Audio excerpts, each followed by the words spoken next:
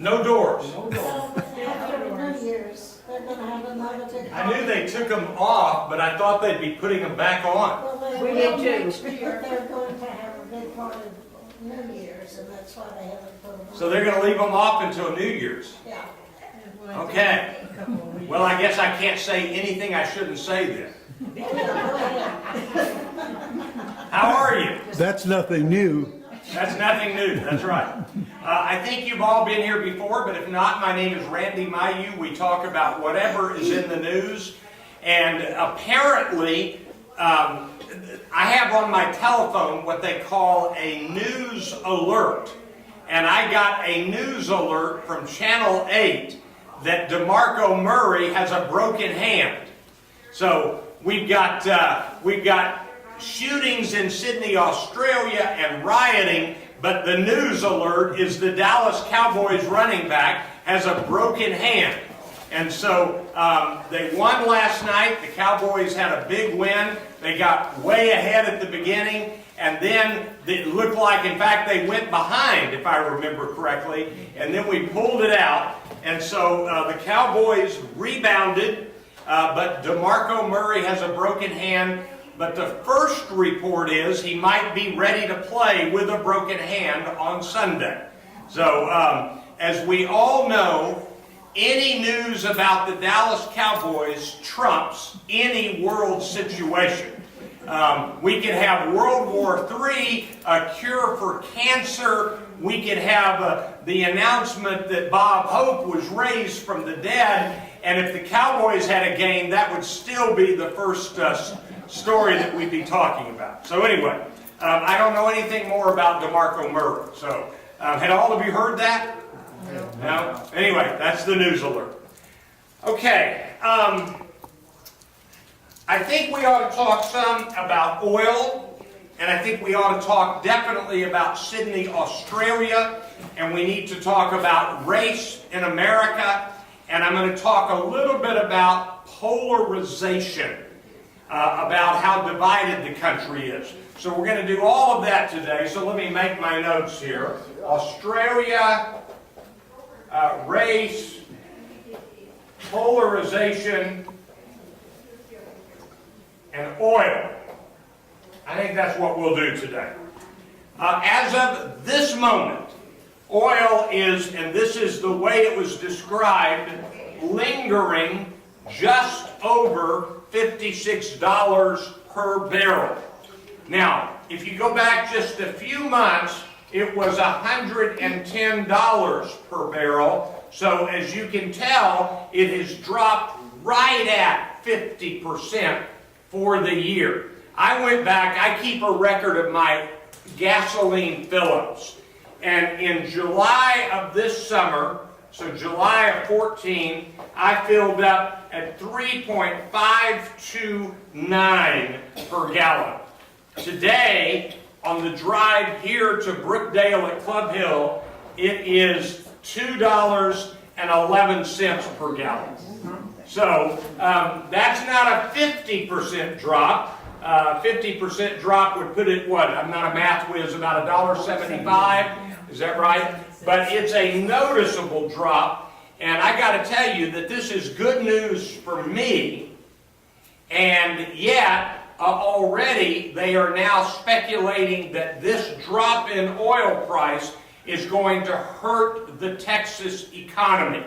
Texas is more diverse than it used to be. We do more than just oil, but oil is still a big enough player in Texas that this is going to impact Midland, Houston, parts of the DFW area. This is going to be a big, big deal if oil stays down at $56.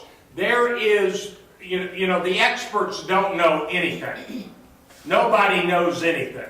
I think it was the director, William Wyler, who was asked, what can you tell me about how you know when you're going to have a hit movie? He said, here's the only truth in Hollywood, nobody knows anything. And so I don't know what will happen with oil, but according to what I read, OPEC, which is really no longer what it was, And let me explain why. There was a period, much of the last 2 or 3 decades, when the oil was so important to the entire world, and so much, such a high percentage of it, was centered around the OPEC countries, and country number 1 is Saudi Arabia. And so the OPEC countries kind of had an incredible influence over the rest of the world based on their oil capability. Well, now, with the arrival of fracking, with the new technology getting more oil out of the ground, with the United States producing more oil over the last few months and couple of years than they had done for years, the OPEC dominance has been watered down. And so, in the past, they could have genuinely impacted this price. Now, they don't have much clout left to do that, and so they made an announcement that they would not roll back production. This is a supply and demand thing. They would not roll back production unless oil got below $40 a barrel. Remember, it's 56 today. It was at 110 a few months ago. The high was about 140. That was not in this last year, but a while back. But $40 is the price at which they would begin to cut their production. I think what we're looking at, I mean, I don't know this, but the experts seem to imply that the price of oil is going to stay at about the level it's at now for at least the first 2 quarters of 2015, the next 6 months. And they're not saying what it will do after that. They're just saying that everything looks like it's going to stay about where it is for at least the next 6 months. I don't know what will happen. All I know is I'm paying less for gasoline, and I'm happy about that. But it looks like it's about to impact the overall economy of Texas. Russia is already in trouble. Russia is already in trouble. And a few handful of countries are already in trouble. Who's got an oil question? Anybody? Aren't you glad you don't have to buy as much gasoline as you used to? So, anyway, all right, so that's story number 1. I remembered another story I want to tell you, and so I want to go to this one next. Sony. I got to think how to tell you this. I grew up in Jacksonville, Florida. 1950 was the year I was born. I moved away from there in 1961.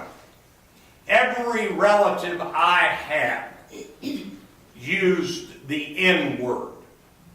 My mother, my aunt, my uncle, my grandmother, my grandfather, everybody I knew that was older used the N-word. I don't know how to explain this. I never did.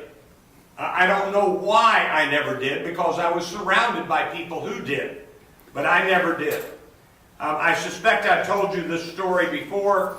My mother was in charge of a PTA fundraising talent show dinner. This would have been, my guess, 1957. That's a guess. It could have been 58, it could have been 56. And she went to this dinner in blackface. It was a minstrel. And I cannot tell you how embarrassing that is. Now, in today's world, if somebody puts on blackface, it is on the internet in minutes. Everybody knows it. In 1950, people across the country didn't know what was happening at PTA meetings in Jacksonville or Atlanta or Tallahassee. But today, it's everywhere. If you're not aware of this, in Hook, Texas, which is in East Texas, I looked it on a map, it's kind of in the far east, northeast corner of Texas, a sitting member of the school board has just resigned within the last 10 days because he had put on his Facebook page, and I saw this note. He put on his Facebook page, I'm dreaming of a white Christmas. And those words were superimposed over the image of a Ku Klux Klan member wearing a hood. This is not in 1950. This is not in 1930. This is in 2014. And when people objected, he said, this is his quote, "I didn't mean anything racist by it." Well, I would say that that proves that the voters of Hook ISD were stupid to elect this man. If he really believes that putting a man with a KKK hood on his Facebook page isn't racist, they missed a bet in voting for him.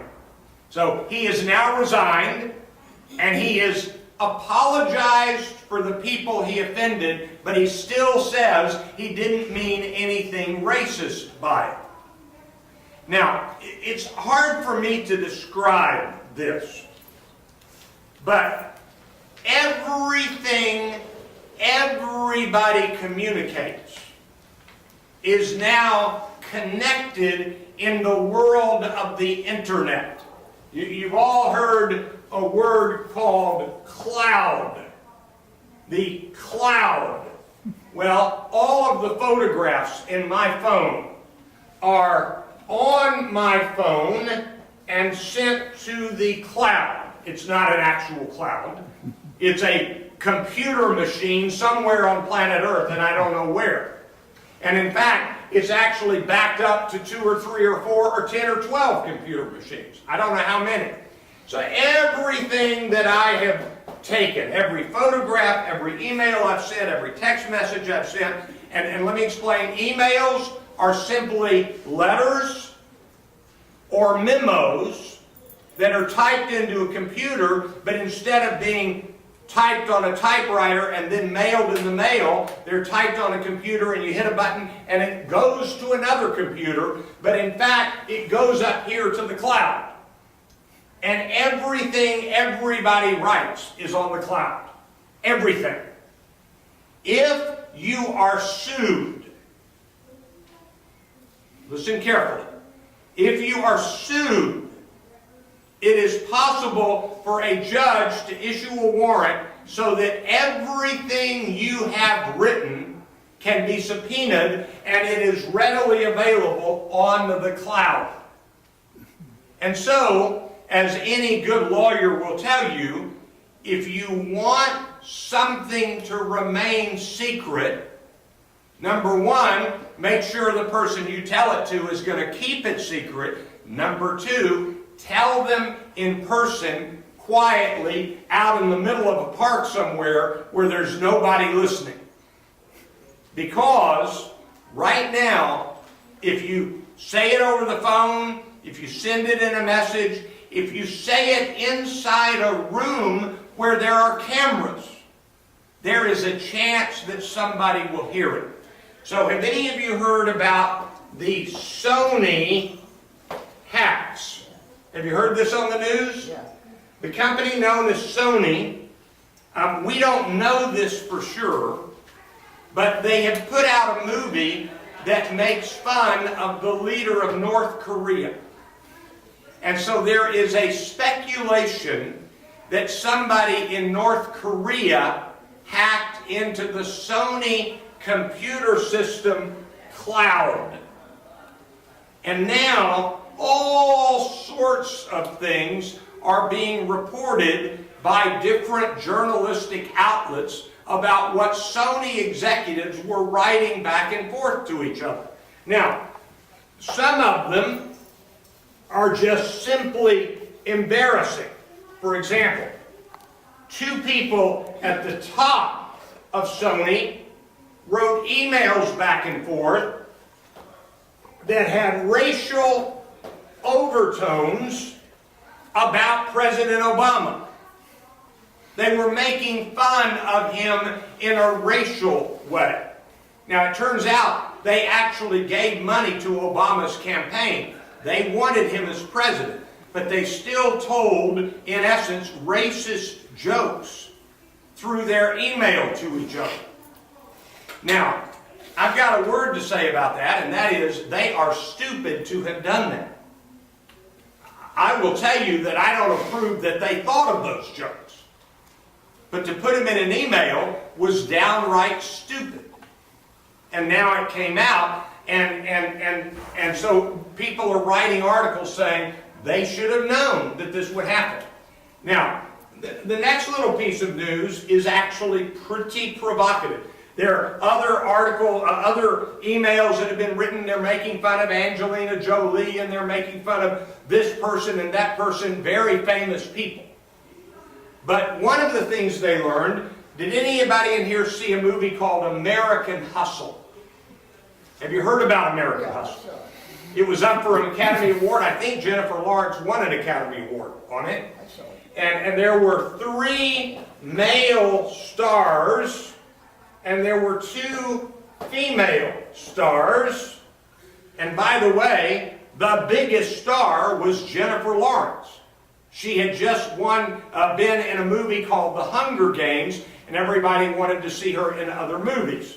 So it turns out that they have these formulas on how much of profit these big stars get. And the 2 top male stars were being given 9% of the profit each. The 2 female stars were Amy Adams and Jennifer Lawrence, and originally Amy Adams was scheduled to get 7% and Jennifer Lawrence 5%. Jennifer Lawrence was the big star. They upped her to 7%, but you see the obvious point. The 2 women stars got less than the 2 men stars. So, here is the woman star, Jennifer Lawrence, who was in fact more valuable in building the audience for that movie, and she was being paid less than the male stars in the movie. And that was discovered because of this Sony hack. We also learned that the exact same job, I'm drawing a blank on what it was, but it was a top-level executive at Sony. There were 2 people who had the exact same job, the exact same responsibility, the exact same title, and the man was making $2.4 million, and the woman was making $1.6 million. Same job, same responsibility. And so now Sony is facing the fact that everybody knows that they are not paying women at the same level they're paying men. This is a big deal. It's not a surprise, but now we have actual salaries from actual people at Sony. See, that's the rare part. We don't normally know the actual salaries at the companies. And so this is a very big deal. Now, at this point, you're beginning to ask, Randy, how did they get all those emails? I don't know how. But I will tell you that the good thieves are now able to break into computer systems and get into the cloud of everybody. My son and his wife sent us great pictures of our granddaughters. They don't put them up on Facebook. They don't put them on Twitter. They only send them in email or text messages. But the reality is that if somebody wanted to break into the cloud, they could steal pictures of our granddaughters. And that is the reality. So this Sony story is pretty amazing. Now, at this point, you're going to be a little nervous, so get ready.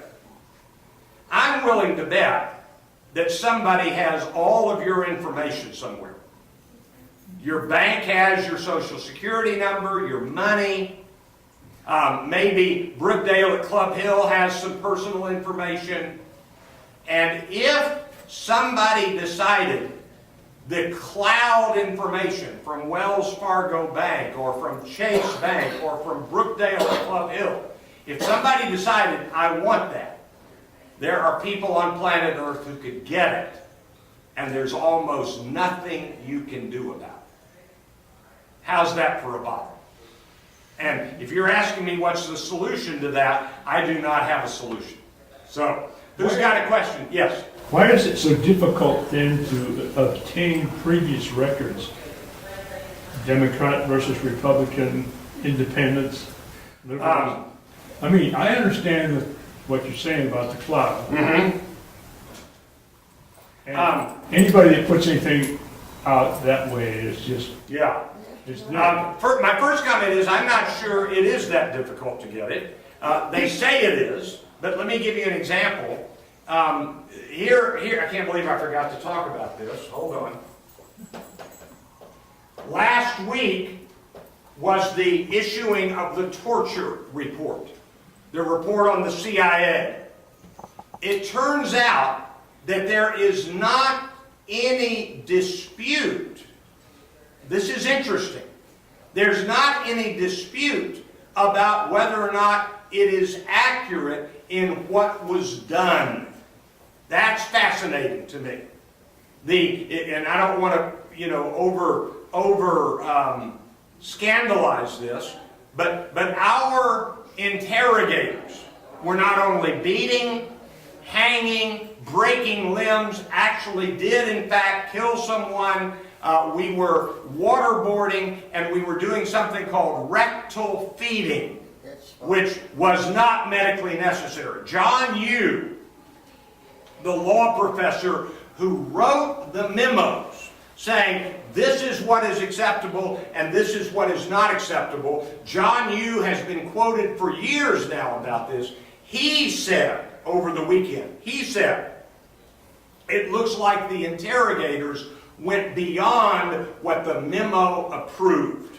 He said, I think rectal feeding was in fact torture that was not approved. Now that's not a Democrat saying that. That is John Yoo, the law professor and lawyer who wrote the memo that gave the permission. And so what's interesting is Dick Cheney, who says it shouldn't have been released, the report. He said we would do it again. He said, I absolutely believe it got us the results that we wanted. Other people are questioning that. He did not deny that those actions had been done. That's fascinating. So my answer to your question is, why is it so hard to get records? When you have a thorough investigation and you have subpoena power, which is what the Congressional Committee had, you can get those records, and they got those actual records from the CIA. Now, it takes money and work to get records from the cloud. The thieves get them and make money on them. It looks like if it was North Korea, it looks like they were just doing this because they were offended at the movie. But when you read about Target and Home Depot having all the credit cards stolen, that's somebody out to make a pretty big buck on that. But the reality is that as we progress along, the lesson we should learn by now is that we, in fact, do not have any safety once we put something into the internet, because it goes into the cloud. And by the way, if you don't put it up there, it doesn't matter. Your bank puts it up there. And other places. You know, I'm willing to bet, I don't know this, how many properties does Brookdale own? 1,160. 1,160. I bet you there's a nice little man sitting in, where's your corporate headquarters? Nashville and Milwaukee. All right, there's a nice little man sitting in Nashville or Milwaukee who in a matter of seconds could tell you more about you than you know about yourself. That's my guess. And I don't fault that. That you want them to know who's living in their properties and all sorts of things about them. So that's the reality. All right, so that's the comment about the hacking. So we've covered Sony and we've covered oil. We really ought to talk about the CIA report, and we may come back to that. But I think the item that is on our mind today is Sydney, Australia. And the Cowboys' victory. And we already did that. Oh, did it? We already did. And DeMarcus Murray has a broken hand.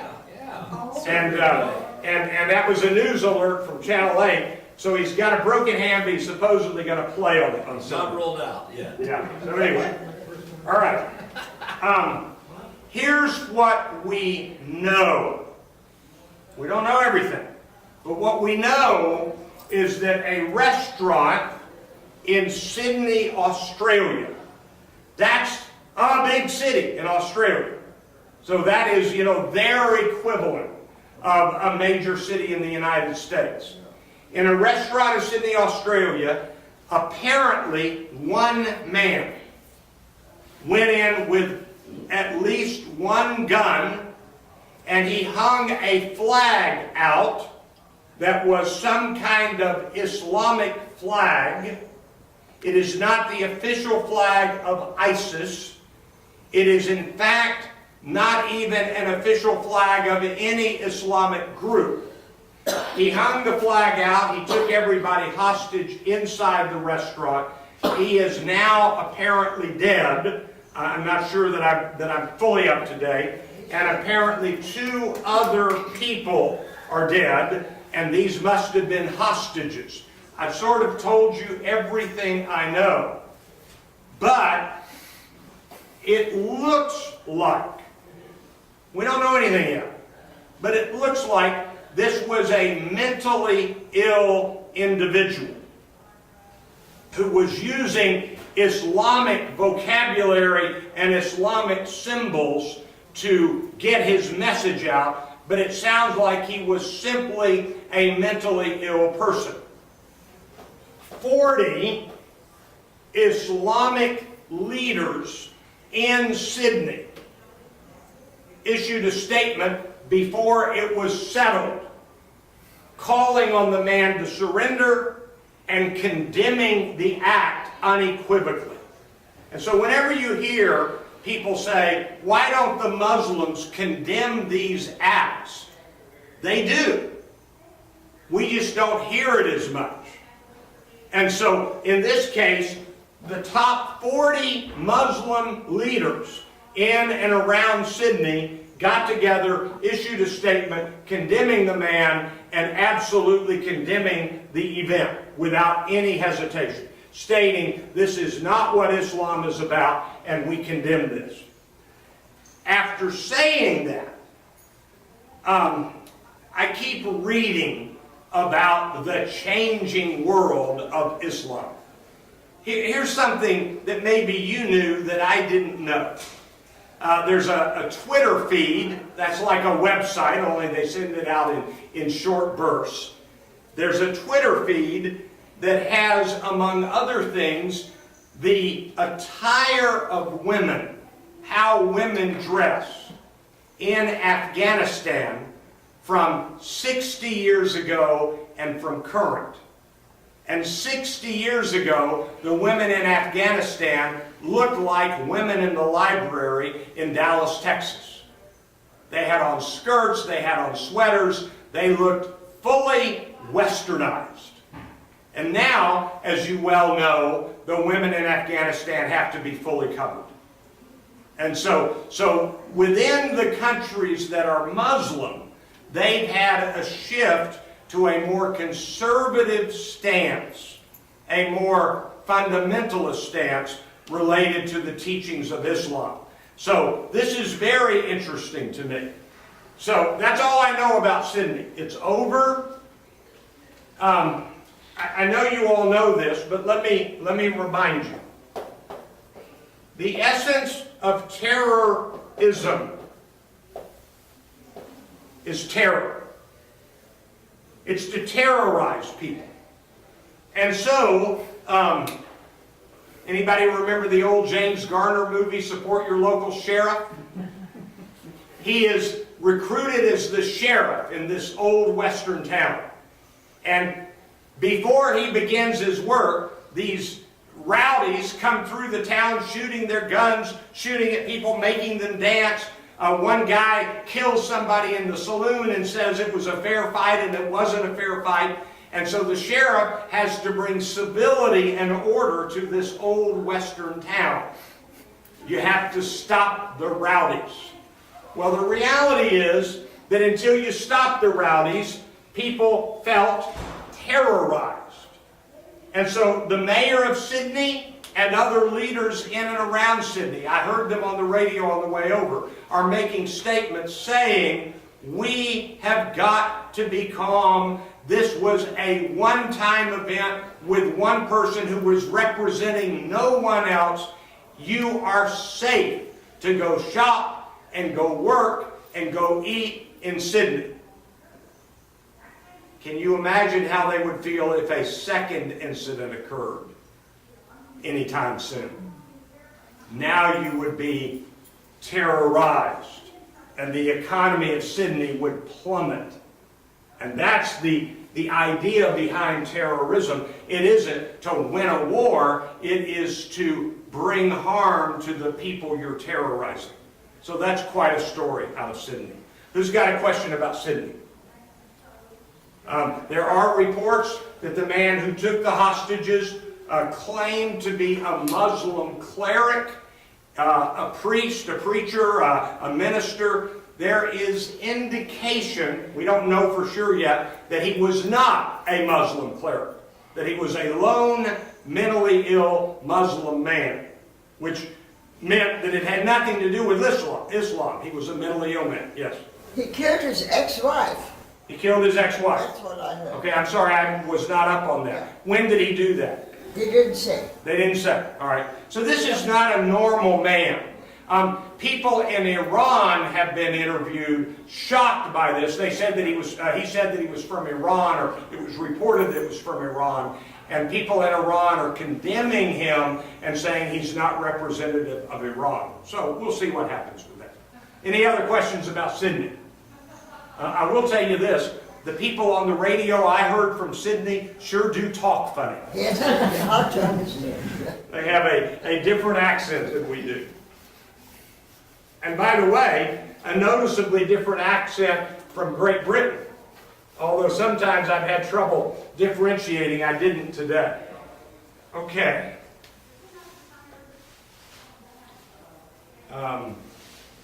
Sydney, Australia, there we go. Let me talk about polarization. Do you know how, you remember the old legend about the people who were blind and only touched one part of an elephant? And so they described what the elephant was like. I'm going to tell you something that you know. The world is different from the way you see it. Let me say that again. The world is different from the way you see it. I have always lived in a predominantly white, middle-class circle of people. At churches, at work, that's where I function. I've never been part of a group that is primarily Hispanic, or primarily African American, or primarily really rich, or primarily really poor. I'm kind of a white, middle-class guy. That's who I am. And so I tend to think that the world is like me. And then I also tend to think that the world is like what it's been in my lifetime. And so there's some new articles being written that say, you know, we're complaining about how polarized we've become. And in reality, we are more polarized than we have been. But here's what the articles are arguing. I'm reading it in a number of places.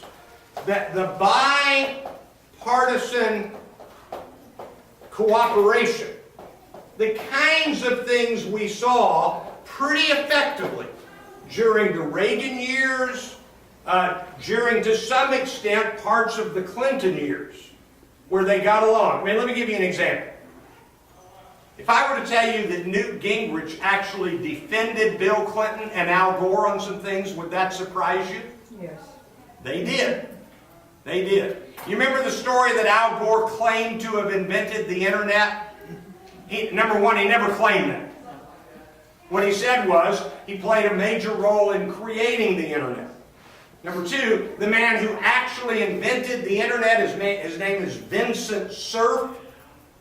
Vincent Cerf said, without Al Gore, we would have never had the internet. Al Gore got the government funding to get the internet up and rolling. So I guess you can blame Al Gore for the Sony hacks. Number 3, Newt Gingrich. When this criticism was being aimed at Al Gore, Newt Gingrich actually said, Al Gore does in fact deserve the credit for getting the funding to launch the internet. Without Al Gore, I'm not sure it would have happened.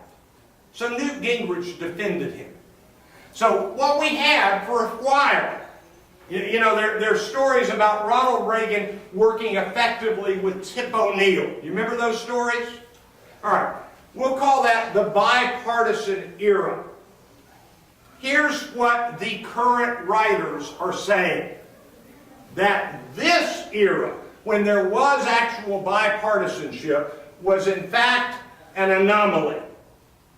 That if you go back in the earlier parts of American history, it was as polarized then as it is now. And it is now returning to the norm of polarization rather than there ever being a norm of bipartisan cooperation. I read that and I didn't believe that, because for my lifetime it feels like we have abandoned what we are and gone to this, polarized. When in reality, what the historians are telling us is that polarized is the story of most of our country's history. We know this. If you think it's bad now, let's remember we fought a civil war over differences of opinion that led to hundreds of thousands of people dying. But after saying that, there is no doubt that we are more polarized now than we were 2 and 3 decades ago. There is no doubt about that. And here's part of the problem. Let me see if I can do this. Here are the Republicans. Here are the Democrats. I'll start on the Democratic side. Over here, you've got the bulk of the Democrats who are fairly convinced that Hillary Clinton will run for president, will get the nomination, and will win the presidency. That's the bulk of the Democrats. But there is a growing number of people who want a woman named Elizabeth Warren to run for president. She is the junior senator from Massachusetts. She is a very outspoken anti-Wall Street liberal. She thinks that Wall Street is terrible. And this budget that was just passed sort of made it easy for Wall Street to go back to its practices, at least closer to its practices, that it was practicing prior to the 2008 collapse. Let me pause here a minute. How many of you called your senator in the last week and had a leisurely conversation with him? None of you? I didn't either. If I were to call my senator, and I have, by the way, done that, I would never get close to my senator. I would have the phone answered by somebody and I would say, I would like to speak to Senator Cruz. And I would be told, Senator Cruz is not available, we can take a message for him. And then I would say, this is what I would like to say to Senator Cruz. And then they would take it down and they'd say, we will pass along your message. And then I end up getting a letter asking for money. Which really has actually happened. All right?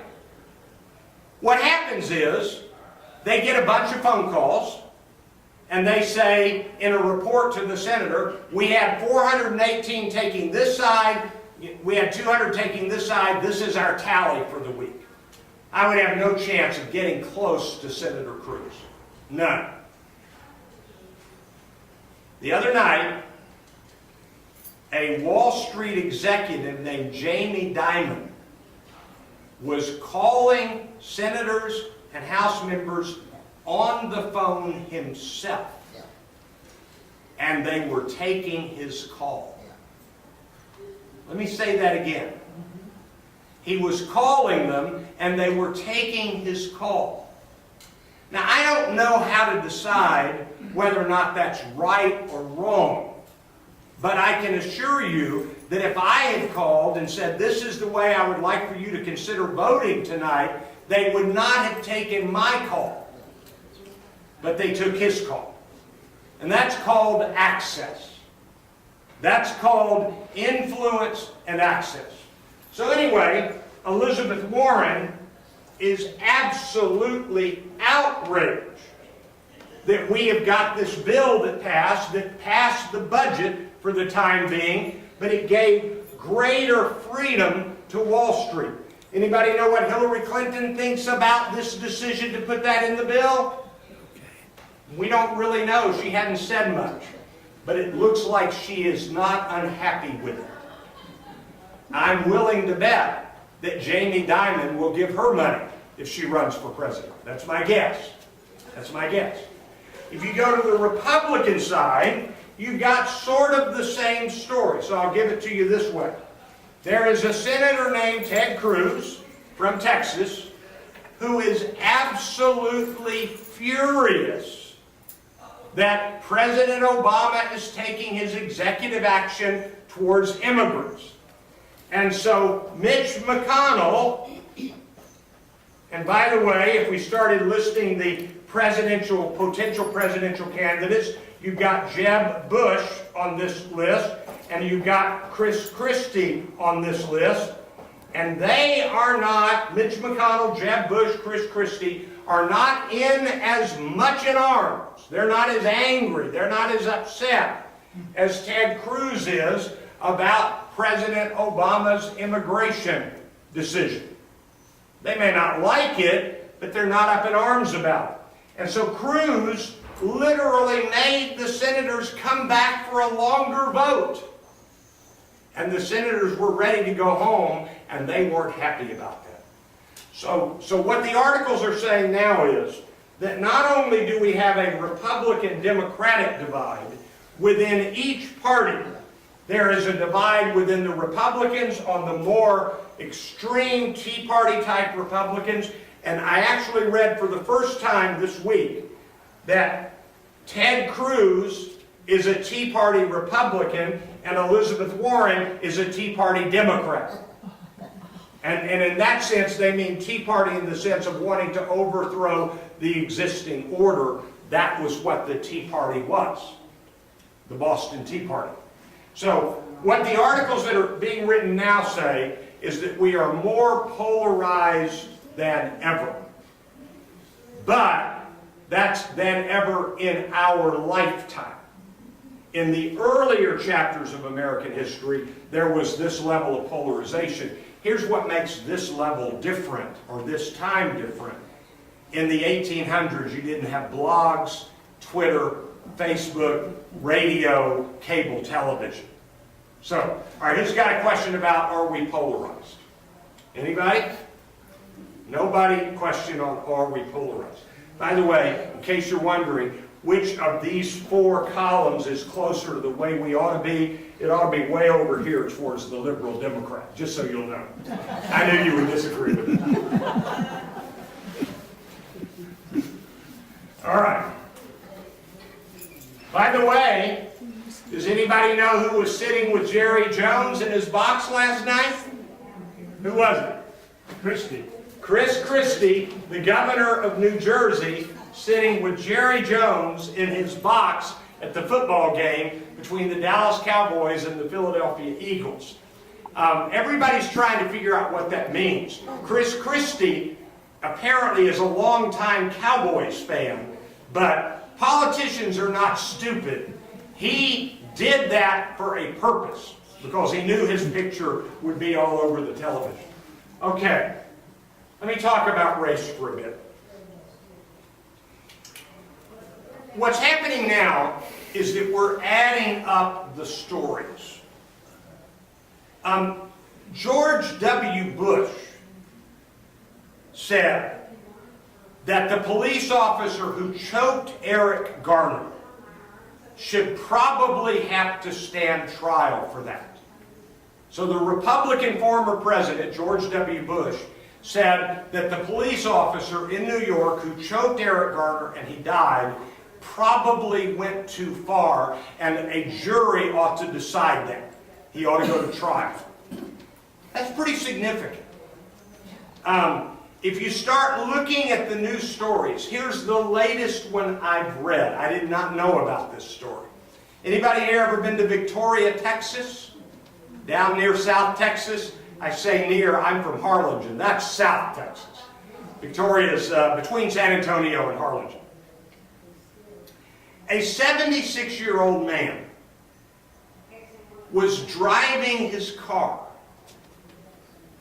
and he had license plates that made him exempt from something.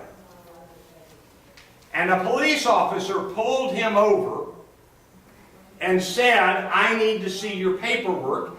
And this 76-year-old man got out of the car, walked to the back of the car, pointed to the license plate. All of this is captured on film. And says, I'm exempt. And the police officer wrestled this 76-year-old to the ground and shot him twice with a stun gun. Not a gun, but a stun gun. He has been placed on leave. The police department has apologized. This was an out-of-control police officer. And I've already told you, but let me just remind you, they have now updated the figures. And so the four countries they compared were Great Britain, Germany, Japan, and the United States. How many people were killed by police officers per country in 2013? This is the last year we had a record. In Japan, 0. In Great Britain, 0. In Germany, 8. In the United States, 468. 468. That's not a little bit more than the other countries. This is an alarming number. So that in a rare moment of agreement, the most conservative people in America and the most liberal people in America are saying maybe the police are going too far in this country. I think they are. And if they are going to go this far, what's really alarming, as the studies are now coming out, is the police officers are basically never tried for their actions that lead to the death of someone. So that you've got in the story of Eric Garner, the vocabulary being used, that Eric Garner was killed. It was a homicide by the police officer. Well, it wasn't. He's not even indicted. He has already been cleared by the first round, and when I say cleared, the grand jury doesn't clear somebody. They just say, we don't have enough evidence to go to trial. So this is a really genuine problem. And it all comes back to the bigger issue of race in the country. It's not just the police brutality. It is police brutality that is known for decades, and I'm not making this up, centuries, against black people. People with people in power who are white power, are using it against black power. And so, you put all this together, and that is becoming quite a problem, and the massive protests are showing many white people, black people, older people, younger people in agreement that something needs to change about this. So that's a pretty amazing fact. All right.